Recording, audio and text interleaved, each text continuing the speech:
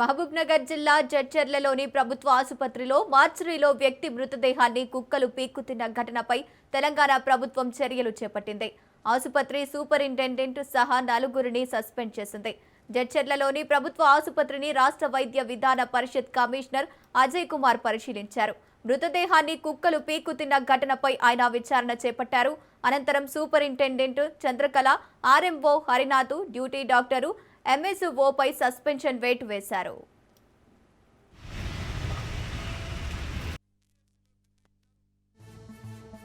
మహబూబ్నగర్ జిల్లా జడ్చర్లలోని ప్రభుత్వ ఆసుపత్రిలో మార్చురీలో వ్యక్తి మృతదేహాన్ని కుక్కలు పీక్కుతిన్న ఘటనపై తెలంగాణ ప్రభుత్వం చర్యలు చేపట్టింది.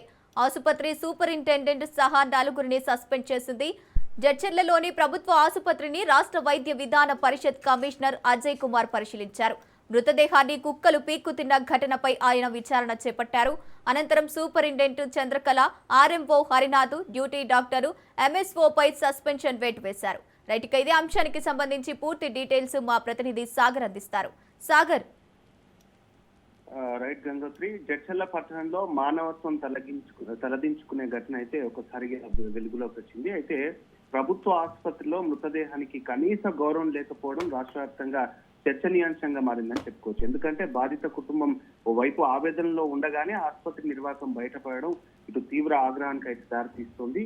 అయితే నాగసాల గ్రామానికి చెందిన భీమేష్ అనే వ్యక్తి అయితే చెరువులో పడి దురదృష్టవశాత్తు మృతి చెందారైనా. అయితే పోలీసులు ఈ మృతదేహాన్ని జడ్చర్ల ప్రభుత్వ ఏరియా ఆసుపత్రికి అయితే తరలించారు.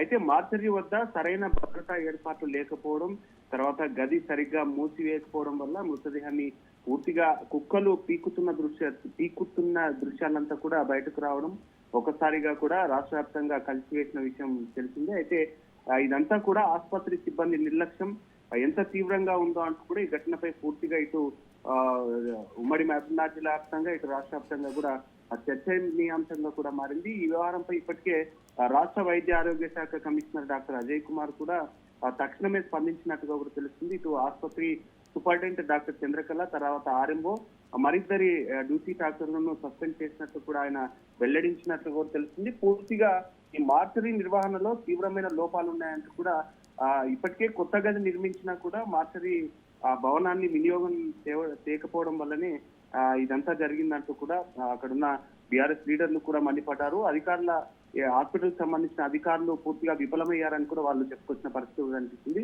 దీనికి సంబంధించి ఆసుపత్రిని పూర్తిగా స్వయంగా ఎవరైతే కమిషనర్ ఉన్నారో ఆయనే వచ్చి పరిశీలించారు.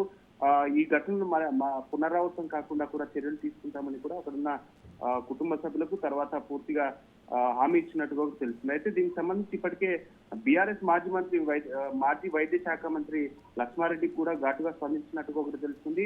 గతంలోనే కొత్త మార్చరీ గది పూర్తయిందంటూ కూడా ఆయన చెప్పుకొచ్చారు. వినియోగానికి సిద్ధంగా ఉన్నా కూడా ఎందుకు దాన్ని వినియోగించట్లేదంటూ కూడా ఆయన మండిపడినట్టుగా కూడా తెలుస్తుంది. మొత్తానికి అయితే కూడా దీనిపై అయితే పూర్తిగా ఇటు ప్రతిపక్షాలన్నీ కూడా మండిపడుతున్న పరిస్థితి కూడా కనిపిస్తుంది. మొత్తానికి అయితే కూడా ఆసుపత్రి వద్ద స్థానికుల ఆగ్రహం కూడా ఒక్కసారిగా కూడా చల్లారలేదు. దీనికి సంబంధించి పోలీసులు అంతా కూడా జోక్యం చేసుకుని వాళ్ళకైతే నచ్చజెప్పినట్టుగా తెలుస్తుంది. దీనికి సంబంధించి ఇప్పటికే వైద్య శాఖ అధికారులంతా కూడా ఇటువంటి ఘటనలు పునరావృతం కాకుండా చూసుకుంటామంటూ హామీ ఇచ్చిన తర్వాత పూర్తిగా అక్కడంతా కూడా సర్దుమణిగినట్టుగా కూడా తెలుస్తుంది. గంగోత్రి.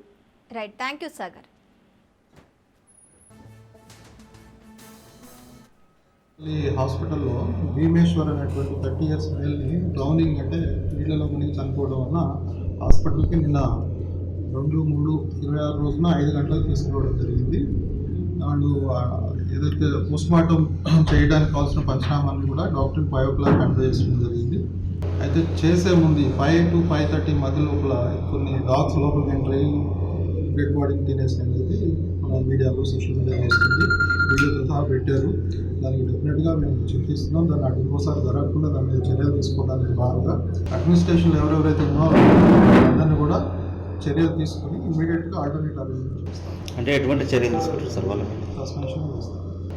ఎవరెవరు? సూపరింటెండెంట్ ఉంటారు, ఆర్ఎంఓ ఉంటారు, కన్సల్ట్ ఉంటారు, డాక్టర్ ఎవరైతే పోస్ట్ మార్టం చేస్తారో, ఇట్లాగే వార్డ్ బాయ్ ఎవరైతే ఉన్నారో ఇంకోసారి ఇట్లాంటివి జరగకుండా జాగ్రత్తలు తీసుకునే విధంగా మేము మళ్ళీ వాళ్ళు గైడ్ చేసి